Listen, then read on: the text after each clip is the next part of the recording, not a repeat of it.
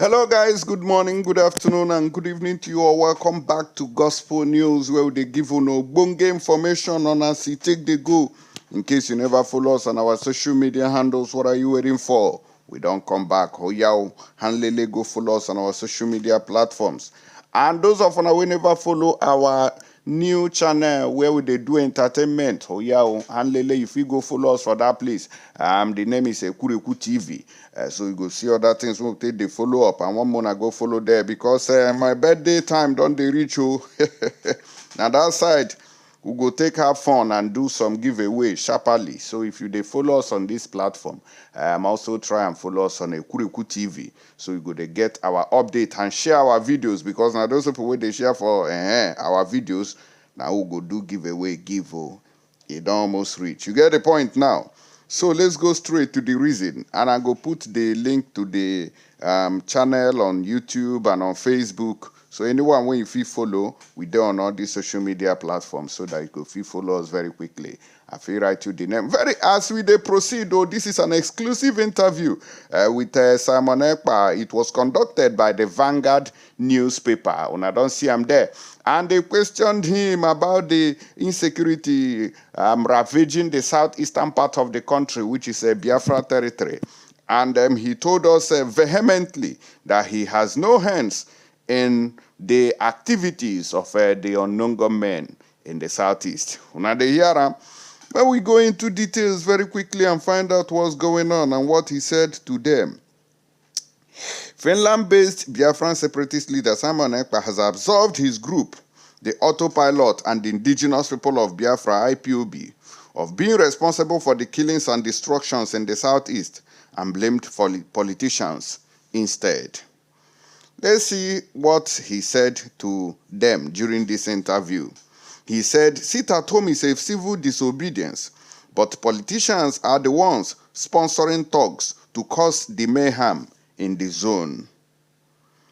Ekpa spoke in an exclusive interview with Vanguard during a question and answer session about his agitation and why he is doing what he is doing.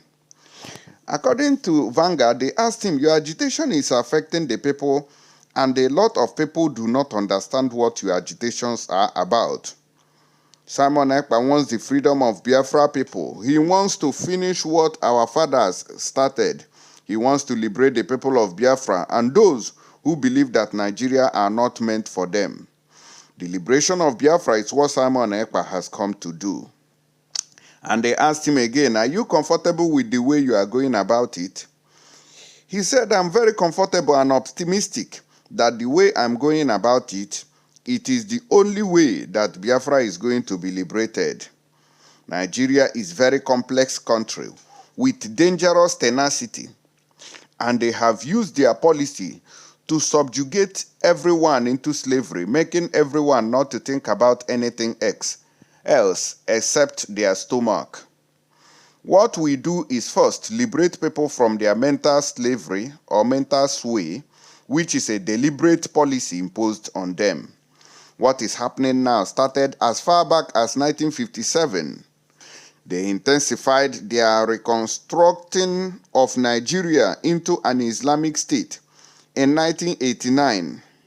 The problem here is that many of you in Nigeria do not understand what is going on, and it beats our imagination that you people are living in hell, and many of you do not know you are living in hell.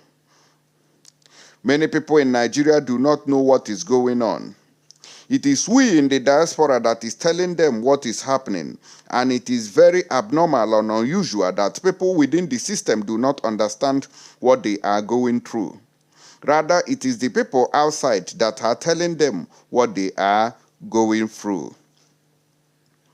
And that is because of the system and the policy that was designed to make it difficult for anybody within Nigeria to rise and fight against the system or that policy.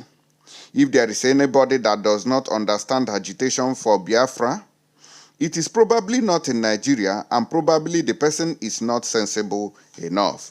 They say those of us we know they understand waiting they talk about this liberation of Biafra. Say the person no get sense, or in sense he never complete. What is it that they do not understand? Is it that they don't understand how dangerous it is to be in Nigeria? Is it that they do not understand that there is an Islamic state in the north?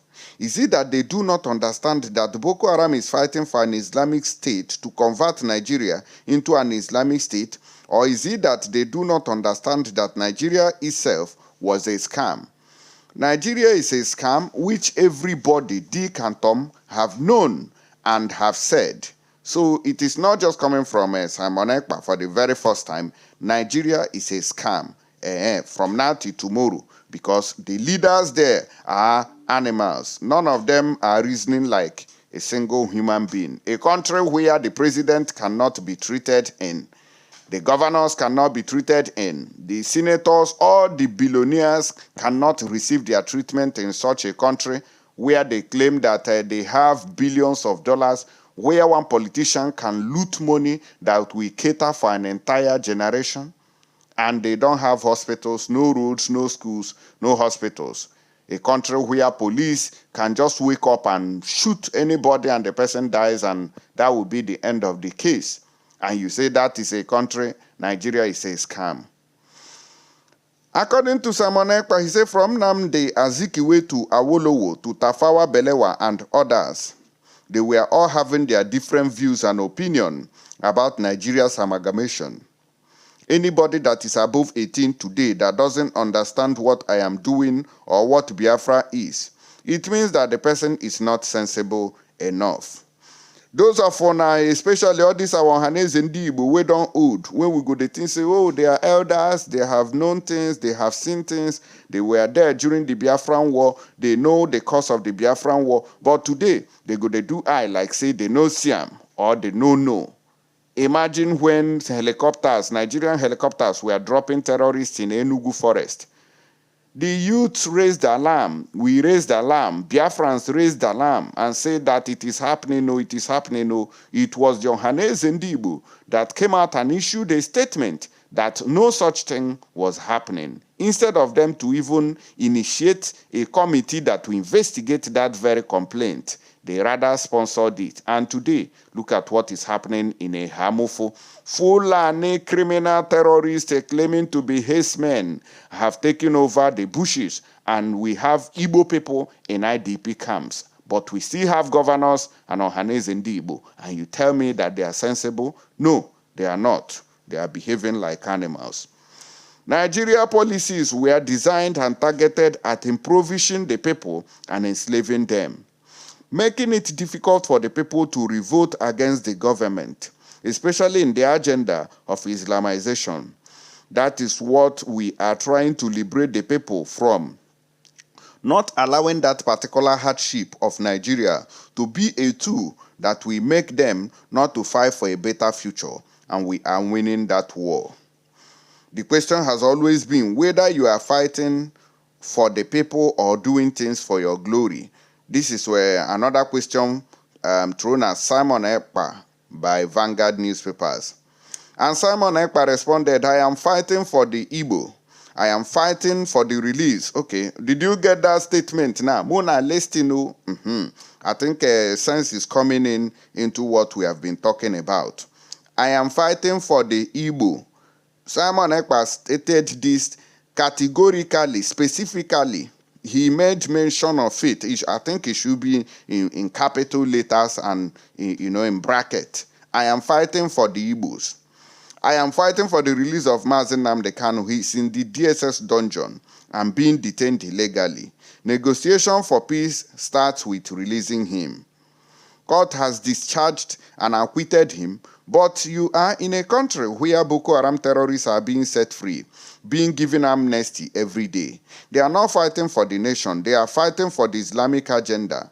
And they are well-known terrorists all over the world, brutal terrorists who have killed women and children, and they are not hiding it. When they get to court or surrender as they claim, they rehabilitate them and recruit them into the Nigerian army and send them to the southeast to start killing our people. As I am talking to you today, every security chief from the Every security chief from the lowest to the highest within the government house of Enugu, is controlled by the Fulani and the Northerners. Are you aware of that? Simon Ekpa asked. I am fighting for the people, and at the same time, I want to make history to be one of those who liberated the most powerful and most successful nation in Africa. I am fighting to make history and also liberate the people of Biafra. That will be the beginning of civilization in Africa, because we have what it takes to make Biafra the best country, even to compete with Dubai. We have professionals scattered all over the world. We have the resources, the manpower, and the brain. What we intend to do in Biafra is a brain-based economy. What I am doing is making history, just like Mandela, Gandhi, and every other person who fought to liberate their people from slavery and gain their independence and freedom. I want to make those history and liberate my people. I don't care what they call me now, but what they call me in the future will be what matters to me at the end of the day. They address me however they want now, but I know what I am doing, and I know what is going to be the end point. Now the Yaram, they asked him again, are you comfortable with your modus operandi? Simon responded, I am very comfortable with my modus operandi, and the only way to disorganize the Islamic agenda in Nigeria and to free my people, what I am doing is the only way. There is no better way to do it. Or do you know a better way? Now I am telling you as a media person, but you should be aware as a media person, these are the problems. The chief security officer of the Enugu state government are all Northerners, and many of them are related to the Islamic State. So how can you continue to live in a system like that? Most of the people condemning what I am doing today can never support Biafra, not because they do not want Biafra, but because of the impunity of Nigeria. They are comfortable in a corrupt system. They are scared of finding themselves in a sane society where justice, equity, and fairness will be the order of the day. They are not going to be comfortable. We are expecting them to support Biafra, which is all this Igbo elite, or Haneze Igbo, and the Southeast governors. We know that the last person to support Biafra are the political persons who are corrupt leaders, and they are very comfortable in Nigeria. But an average person from Eastern Nigeria knows that Nigeria is not what they want, which is the reason why we are calling for a simple referendum to determine whether these people really want to stay in Nigeria or they want to go their papa and mama houses. Many people may not have a problem with the agitation, but the violence. The Southeast is a no-go area. They still fear in the lives of people across the state. It's not IPOB that is causing the violence and the fear in the Southeast. Sit at home is a civil disobedience and not a violent measure. What are the people doing? Who are the people doing it? Okay, that was a question put to Simon Ekpa. They are asking him about the violence, which people they cause them. He said the same politicians are doing it. Politicians are mopping up arms and sponsoring armed groups. This is among the armed groups they are using to sabotage Biafra's agitation and realization of Biafra. Whenever we call for a sit at home, these people will unleash these armed groups to go and start causing problems to tag it Biafra, thinking that when they do that, we are going to run away. We have been shouting about it for a very long time. So if you want to look for who are the people responsible for the violence in the Southeast, look at these armed people sponsored by politicians. Look at Ugochinyere Ikenga, for example, a House of Representative member from Imo State. If you listen to his interview on Arise TV last time, his house was invaded, burnt cars were burnt to ashes, properties worth millions were destroyed, and people were killed. The CCTV caught the people that came in, and they happened to be the Nigerian security agents. If the CCTV was not there, they would accuse IPOB. One thing about you people is that you guys are very corrupt. Nigeria is a very bad country. All of you are corrupt. You know the truth and you don't want to say it. I'm done talking to you. I don't want to have this interview anymore.